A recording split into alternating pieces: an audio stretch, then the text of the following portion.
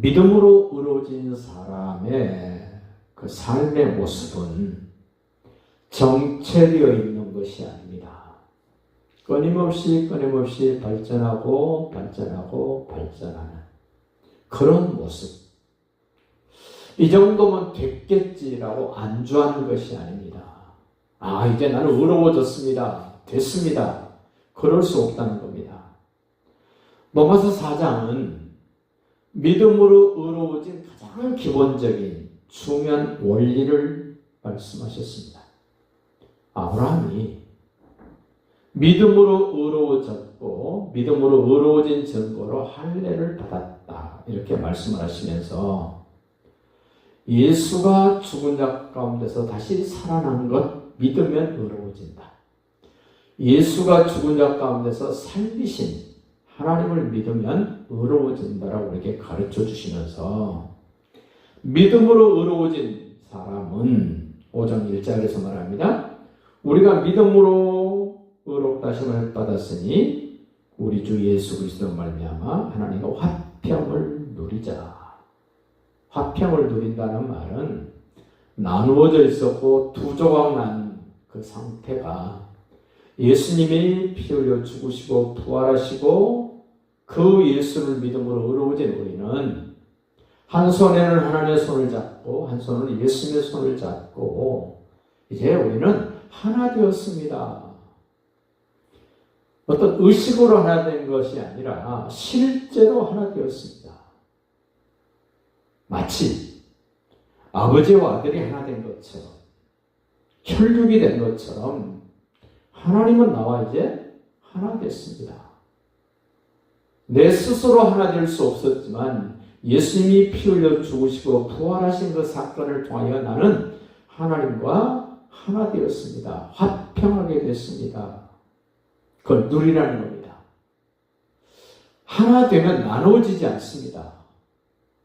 내가 잘못하면 끊겨지고 떨어져 나갈까 염려하지 말라는 겁니다.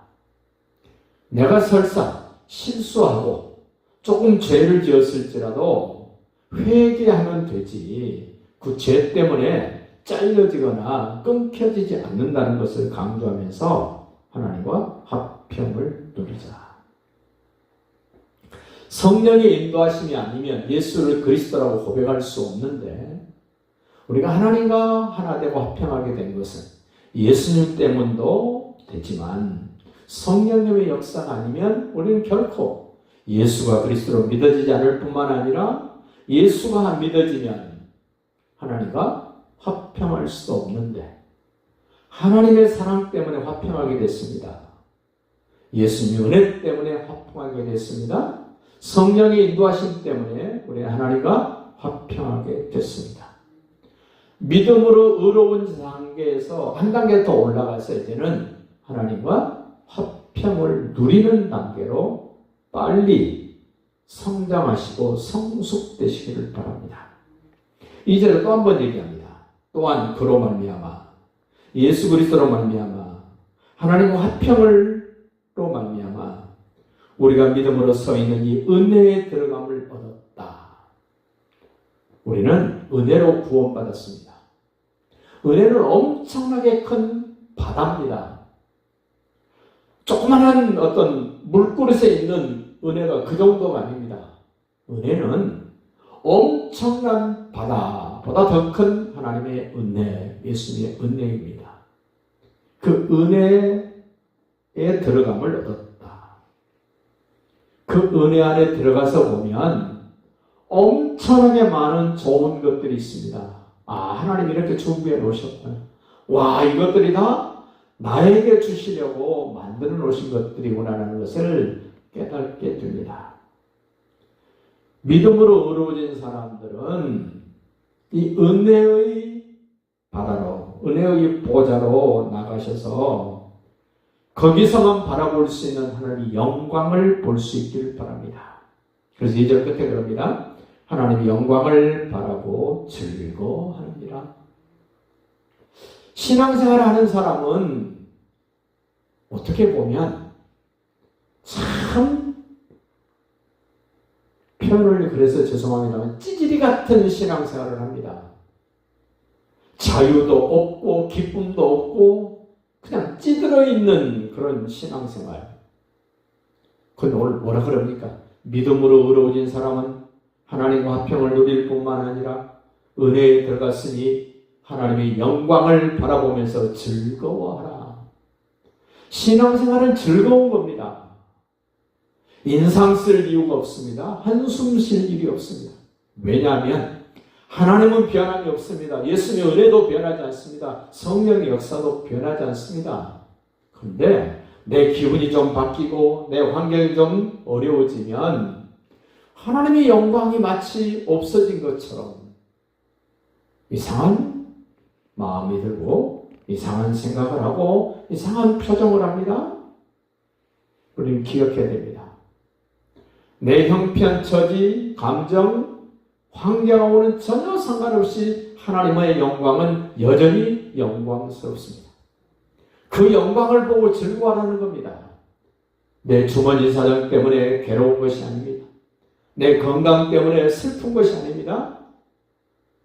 세상 사람들은 자기 중심이다 보니까 금세 슬펐다가 즐거웠다가 웃었다가 울었다가 아주 조석으로 바뀌고 변합니다만은 예수가 하나님 아들 그리스도로 믿어진 사람은 하나님의 그 엄청나고 엄청난 영광을 바라보면서 변함이 없는 그 하나님의 영광을 바라보면서 즐거워하는 특징이 있는 믿음 생활이 되시기를 바랍니다.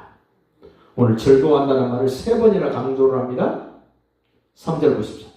다만 이뿐 아니라 하나님의 영광을 바라보고 즐거워할 뿐만 아니라 우리가 믿음으로 의로워진 우리가 환난 중에도 즐거워합니다. 왜? 하나님의 영광은 내가 환난 받는 가운데도 영광은 여전히 영광입니다. 하나님의 영광은 소멸되지 않습니다. 작아지지 않습니다. 하나님의 영광은 그 누구에게도 뺏기지 않는 하나님의 영광입니다. 그 영광을 바라보고 환난 중에도 고난 가운데도 우리는 즐거워할 수 있기를 바랍니다. 그 11절 끝에도 그 말씀을 합니다. 그뿐 아니라 이제 우리로 화목하게 하신 우리 주 예수 그리스도로 말미암아 하나님 안에서 또한 즐거워하느니라. 예수님 때문에 즐거워하십시오. 예수님이 하나님의 아들 그리스도 되신 것은 내가 환난을 당하든 고난을 당하든 어렵든 병들었든 가난하든 아무 상관없이 예수는 여전히 하나님의 아들 그리스도십니다. 그 예수님 때문에 즐거워하는 겁니다. 하나님의 영광은 그 누구에게도 뺏기지 않습니다. 나눠주지 않습니다. 하나님은 여전히 영광 가운데 계십니다. 그 하나님의 영광을 바라보면서 즐거워합시다. 그것은 내 몫입니다. 누가 대신해 주지 않습니다. 똑같은 하나님의 영광을 바라보면서 예수 그리스도가 하나님의 아들 그리스도인 것은 변함이 없음에도 불구하고 자기 스스로가 괴로워합니다. 슬퍼합니다. 고통스러워합니다. 우리는 시선을 성부 하나님께 둡시다. 예수 그리스도에게 둡시다. 성령님께 둡시다. 그래야 즐거워할 수 있고 즐거워할 수 있고 즐거워할 수 있습니다. 오늘 5장은 이렇게 말합니다. 소망이 우리를 부끄럽게 하지 아니한다. 우리에게 하나님 나라의 소망, 영원한 아버지 집의 소망, 영생복락의 소망, 그 소망이 있으면 우리는 부끄럽지 않습니다. 지식이 좀 모자라도 부끄러워할 일이 아닙니다. 뭐가 좀 없어도 그것 때문에 기죽고 속상할 필요가 없습니다. 왜냐하면 하나님의 사랑은 변함이 없습니다. 예수님이 내게 주신 은혜도 변함이 없습니다. 성령으로 나에게 인을 치신 성령의 역사도 변함이 없습니다. 그래서 말씀을 합니다.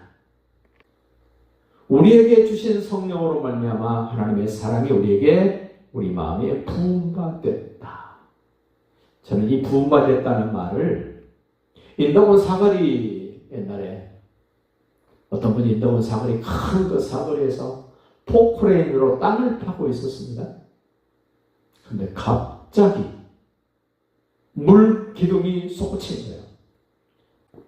지름이 한 2m 정도 되는 수도관을 포크레인 기사가 찍은 거예요. 갑자기 물이 솟구쳐 오니까 포크레인 기사가 놀래가지고 판에 있던 흙을 덮습니다. 아스콘 걷어낸 걸 그 위에 덮습니다. 잠시는 물이 안 나온 것 같이 보이더니만 조금 시간이 지나니까 계속 솟구쳐 오릅니다. 안 되겠습니까? 포크레인 기사가 내려옵니다. 전화를 들고 어디론가 전화를 합니다. 수도사업소에서 나와서 그 밸브를 잠그니까 물줄기가 잦아들었습니다. 딱 지금 그 얘기입니다. 우리에게 주신 성령으로 말미암아 하나님의 사랑이 우리에게 우리 마음에 부음받았다. 하나님이 끊지 않으면, 하나님이 잠그지 않으면 계속해서 내게 하나님의 사랑이 부어지고 있다는 이 사실, 그것 때문에 즐거워하라는 겁니다. 그러면서 말씀합니다. 6절 보십시오. 우리가 아직 연약할 때에 그리스도께서 경건하지 않은 나를 위하여 죽으셨다. 내가 대단한 인물이 되었기 때문에 예수님이 죽어주신 것이 아닙니다. 내가 연약할 때, 연약하다는 말을 이렇게 표현하고 싶어요. 내가 별로 가치가 없을 때, 그 하원에 꽃 사러 가면 화분 조그마한 것에 담겨있는 그 나무나 꽃은 1,000원, 2,000원 정도 삽니다. 근데 그게 커지면 몇만 원씩 줘야 됩니다. 지금 그런 거라고 생각해 보십시오. 내가 값어치가 없고 아주 약할 때, 연약할 때 그리스도께서 나를 위하여 죽어주셨다. 내가 그렇게 별 볼 일 없을 때도 예수님은 죽어주셨다는 겁니다. 또 8절 보고 말씀합니다. 우리가 아직 죄인 되었을 때에 그리스도께서 우리를 위하여 죽으셨다. 연약할 때도 예수님이 죽어주셨습니다. 죄인 되었을 때도 죽어주셨습니다. 그 10절도 없습니다. 곧 우리가 원수 되었을 때 그의 아들의 죽으심으로 말미암아. 이 세 가지 때를 얘기했습니다. 연약할 때, 원수 되었을 때, 죄인 되었을 때, 그때도 예수님이 나를 위해 죽어주셨는데 하나님의 사랑을 받고 예수님의 은혜를 입고 성령의 기름 부으심을 통하여 내가 하나님의 자녀된 지금 하나님의 사랑이 나에게 어떻게 되어지고 있는가? 지금 내가 구원받은 하나님의 자녀로서 예수님의 은혜가 나에게 어떻게 역사하고 있는가? 하나님은 아버지라고 부르고 영원한 아버지 집을 바라보는 우리에게 성령님은 뭐하고 계신가를 생각하면 우리는 기뻐하고 즐거워할 수 있습니다. 오늘 8절 다시 한번 보십시오. 우리가 아직 죄인 되었을 때 그리스도께서 우리를 위하여 죽으심으로 하나님께서 우리에게 대한 자기의 사랑을 확증했다. 이렇게 말씀드리고 싶습니다. 우리 대한민국은 눈만 뜨고 고개만 쳐들면 수도 없이 많은 십자가들이 보입니다. 예수님이 나를 위하여 이 땅에 오셨고 피 흘려 죽으신 그 십자가가 보여집니다. 내가 죄인 되었을 때 하나님은 나를 사랑하는 당신의 사랑을 확증한 사건이 있는데 예수님의 십자가에 달려 피 흘려 죽으신 사건이랍니다. 십자가가 보여지면 하나님이 나를 사랑하는 표시로 인지하시기 바랍니다. 십자가가 보여지면 슬프다 괴롭다가 아니라 하나님이 나를 너무너무 사랑하시는 표시가 바로 저거다라고 우리는 받아들이셔야 됩니다.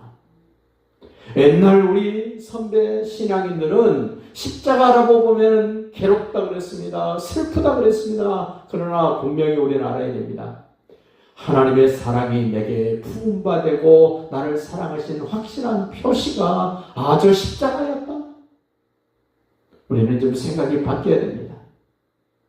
아직 내가 죄인 되었을 때 그리스도께서 우리를 위하여 죽으심으로 하나님께서 우리에게 대한, 나에 대한 하나님의 사랑을 확증한 사건, 십자가 사건입니다. 예수님을 십자가에 피 흘려 죽게 한 사건, 하나님이 나를 사랑하신 표시입니다. 나를 사랑하신 증거입니다. 십자가를 바라보면 하나님의 사랑이 보일 수 있기를 바랍니다.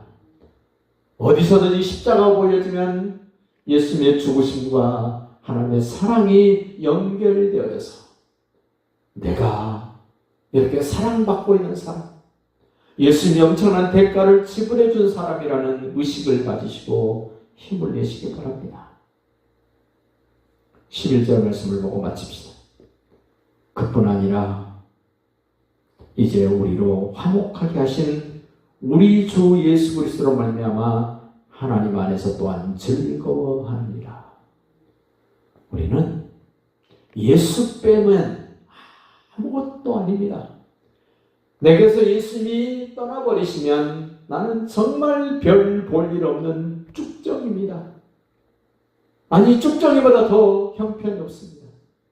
예수님 때문에 즐거움도, 예수님 때문에 하나님의 사랑도, 예수님 때문에 성령의 인도도, 예수님 때문에 하나님의 사랑뿐만 아니라 영생복락을 누리는 엄청난 것을 받았다는 사실, 언제나 기억하시고 힘을 내시기를 바랍니다. 주변 사람들에게도 나는 하나님의 사랑 때문에 살만 납니다. 나는 예수님의 은혜 때문에 늘 행복합니다. 나는 성령의 인도하심과 충만함 때문에 언제나 기쁘고 즐겁습니다. 이런 고백, 이런 증거, 이런 간증이 넘쳐나는 우리 모두가 될 수 있기를 예수님의 이름으로 축복합니다.